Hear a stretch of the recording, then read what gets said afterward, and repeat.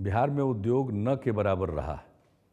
ऐसी परिस्थिति में उद्योग धंधों को बढ़ावा देने के लिए हमने प्रोत्साहन नीति बनाई, अनेक प्रकार की रियायतें दी, यहाँ तक कि हम लोगों ने कैपिटल सब्सिडी भी दी।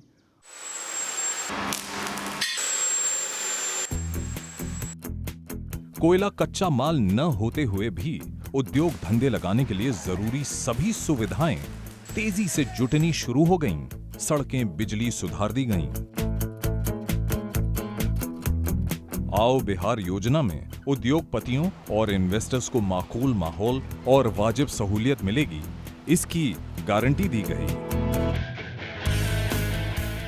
जगह जमीन जितनी जरूरी मुहैया कराई गई। बिजली भी सस्ती देने की पहल की गई। खुद मुख्यमंत्री ने जोरदार ढंग से अपनी बातें रखीं। सुनियोजित ढंग से इसकी असरदार मार्केटिंग की गई। फैक्ट्री सेटअप करने के लिए हमको जो सबसे पहले जो बेनिफिट मिला कि जो लैंड का रजिस्ट्रेशंस है ये हमको फ्री ऑफ कॉस्ट है। उसके बाद हमको जो मशीनरी में जो हमारा सब्सिडी है अराउंड 25% है। पावर में फॉर एग्जांपल जो जेनसेट है इसमें हमको 50% का रिबेट है। तो it's a very good subsidy for the setup of the factory. 1920 से ज्यादा इन्वेस्टर्स ने अपने प्रपोजल भेजे। 272 बड़े उद्योग लग भी गए। 4,821 करोड़ का निवेश हो चुका है बिहार में। राज्य का इंडस्ट्रियल ग्रोथ रेट आज 18% से ऊपर जा रहा है।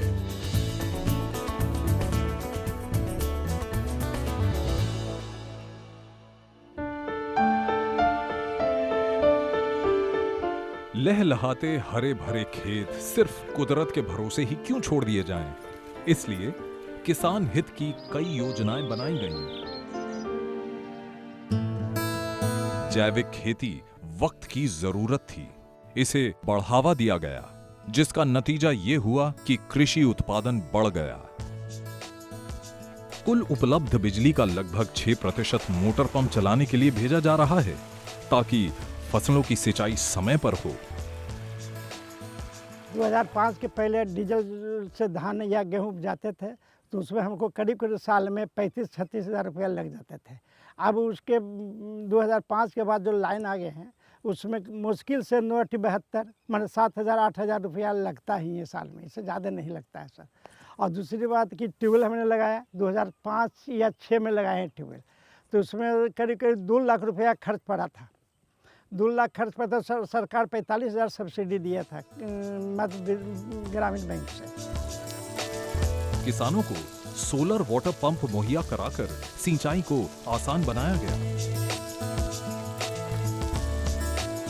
28,000 के अनुदान में मिला सोलर, और जब से ये सोलर मिला है हम लोग हमेशा खेत में कुछ न कुछ फसल लगाते हैं, जैसे भिंडी, अभी मक्के बॉग किए हैं, ये सब काम किए हैं। लेकिन ये 8 घंटा कंटिन्यू काम करता है, जिसमें न डीजल मोबिल कुछ नहीं लगता है। और जब से ये हुआ है हम लोगों को तरक्की ही तरक्की है।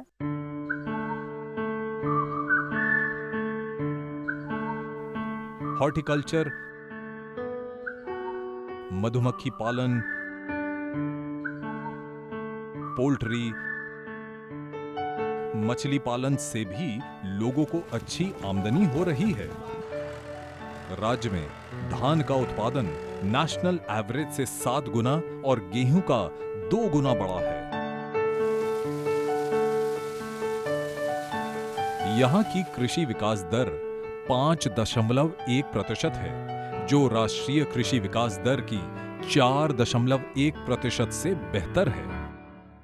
जब से इस सीड जो आपका उत्तम क्वालिटी की जो शुद्धता वाली सीड की जो सरकारों द्वारा प्रचलन करके इसको पूरे जोर शोर से किया गया, इसमें फसल की जो उत्पादन है वो 4 गुना ज़्यादा है। उससे भी अधिक हम कहें तो कम लगता है। काहे तो अब 1 क्विंटल प्रति कट्ठे के हिसाब से गेहूं हो, अगर मसूर हो तो 60-65 किलो कट्ठे के हिसाब से, तोरी हो तो 45-50 किलो के कट्ठे के हिसाब से, ये सारा उत्पादन सीड के वजह से प्रचार प्रसार और गवर्नमेंट के द्वारा जो चलाई गई मुहिम है उससे तो बेनिफिट है।